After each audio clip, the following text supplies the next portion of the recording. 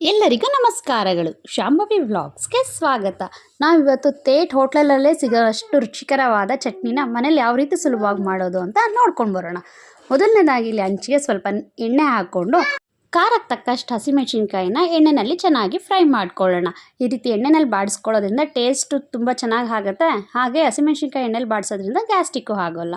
ಈ ರೀತಿ ಹಸಿಮೆಣಸಿನ್ಕಾಯಿನ ಚೆನ್ನಾಗಿ ಫ್ರೈ ಮಾಡ್ಕೊಳ್ತಾ ಇದ್ದೀವಿ. ಈ ಚಟ್ನಿ ಅಂತೂ ತುಂಬಾ ಹೋಟೆಲ್ನಲ್ಲಿ ಯಾವ ರೀತಿ ನೀರು ಚಟ್ನಿ ಕೊಡ್ತಾರಲ್ಲ ಸೇಮ್ ಹಾಗೇ ಇರುತ್ತೆ. ಒಂದು ಸಾರಿ ಟ್ರೈ ಮಾಡಿ, ಮನೇಲಿ ಎಲ್ಲರೂ ತುಂಬ ಇಷ್ಟಪಟ್ಟು ಮತ್ತೆ ಇದೇ ಥರ ಚಟ್ನಿ ಮಾಡು ಅಂತ ಕೇಳೋದಂತೂ ಪಕ್ಕ.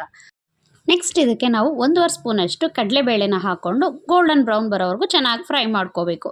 ಈ ಚಟ್ನಿಗೆ ಇದು ಒಂದು ಒಳ್ಳೆ ಟೇಸ್ಟ್ ಕೊಡುತ್ತೆ ಮತ್ತು ಇದೊಂದು ಹೋಟೆಲ್ ಟೇಸ್ಟ್ ಬರೋದಕ್ಕೆ ಇದೊಂದು ಸೀಕ್ರೆಟ್ ಟಿಪ್ಸ್ ಅಂತಲೇ ಹೇಳ್ಬೋದು. ನಾವು ಇದನ್ನು ಚೆನ್ನಾಗಿ ಗೋಲ್ಡನ್ ಬ್ರೌನ್ ಬರೋವರೆಗೂ ಫ್ರೈ ಮಾಡಿ ರೋಸ್ಟ್ ಮಾಡಿ ತಣ್ಣಗೆ ಮಾಡಿ ಇಟ್ಕೊಳ್ಳೋಣ. ನಾನಿಲ್ಲಿ 3 ಜನಕ್ಕೆ ಆಗೋಷ್ಟು ಚಟ್ನಿ ಮಾಡ್ತಾ ಇರೋದ್ರಿಂದ 1.5 ಸ್ಪೂನ್ ಅಷ್ಟು ತೊಗೊಂಡಿದ್ದೀನಿ. ಇನ್ನು ಯಾರೆಲ್ಲ ನಮ್ಮ ಚಾನಲ್ ಸಬ್ಸ್ಕ್ರೈಬ್ ಮಾಡ್ಕೊಂಡಿಲ್ವೋ ಈಗಲೇ ಸಬ್ಸ್ಕ್ರೈಬ್ ಮಾಡ್ಕೊಳ್ಳಿ. ಇಷ್ಟ ಆದರೆ ಲೈಕ್ ಮಾಡಿ, ನಿಮ್ಮ ಫ್ರೆಂಡ್ಸ್ ಆ್ಯಂಡ್ ಫ್ಯಾಮಿಲಿಗೆ ಕೂಡ ಶೇರ್ ಮಾಡಿ. ಈಗ ಕಡಲೆಬೇಳೆ ಫ್ರೈ ಮಾಡಿರೋ ತೆಗೆದಿಟ್ಕೊಳ್ತಾ ಇದ್ದೀವಿ.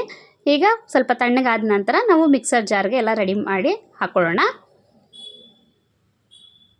ಈಗ ಇಲ್ಲಿ ಒಂದು ಜಾರ್ಗೆ ನಾವು ಹುರಿದಿಟ್ಟಿರೋಂತಹ ಕಡಲೆಬೇಳೆ ತಣ್ಣಗಾಗಿದೆ. ಈಗ ಅದರ ಕಡಲೆಬೇಳೆ ಅಷ್ಟೇ ಅಳತೆನಲ್ಲಿ ಹುರ್ಗಡ್ಲೆ, ಬೆಳ್ಳುಳ್ಳಿ, ಕೊತ್ತಂಬರಿ ಸೊಪ್ಪು, ಹಸಿಮೆಣಸಿನ್ಕಾಯಿ ಇಷ್ಟನ್ನು ಮಿಕ್ಸರ್ ಜಾರ್ಗೆ ಹಾಕ್ಕೊಳ್ಳೋಣ.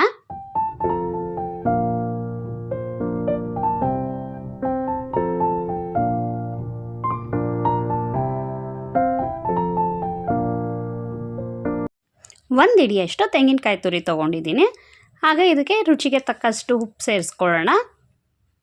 ಇಲ್ಲಿ ಒಂದೇ ಒಂದು ಸ್ವಲ್ಪ ಹುಣಸೆಹಣ್ಣು ತೊಗೊಂಡಿದ್ದೀವಿ. ನಿಮ್ಗೆ ಇಷ್ಟ ಇಲ್ಲ ಅಂದರೆ ಸ್ಕಿಪ್ ಮಾಡ್ಬೋದು, ತುಂಬ ಕಮ್ಮಿ ಕ್ವಾಂಟಿಟಿಲಿ ತೊಗೊಳ್ಳಿ. ಆದರೆ ಈಗ ಇದನ್ನು ನೀರು ಸೇರಿಸಿ ನುಣ್ಣಗೆ ರುಬ್ಕೊಂಡ್ರೆ ಸೂಪರ್ ಆದಂಥ ಚಟ್ನಿ ರೆಡಿಯಾಗಿದೆ. 100% ಹೋಟೆಲ್ನಲ್ಲೇ ಸಿಗೋವಂಥ ರುಚಿಯಾದ ಚಟ್ನಿ ಮನೆಯಲ್ಲೇ ಮಾಡಿ ಬಿಸಿ ಬಿಸಿ ಇಡ್ಲಿಯೊಂದಿಗೆ ಸವಿಯಲು ಸಿದ್ಧ.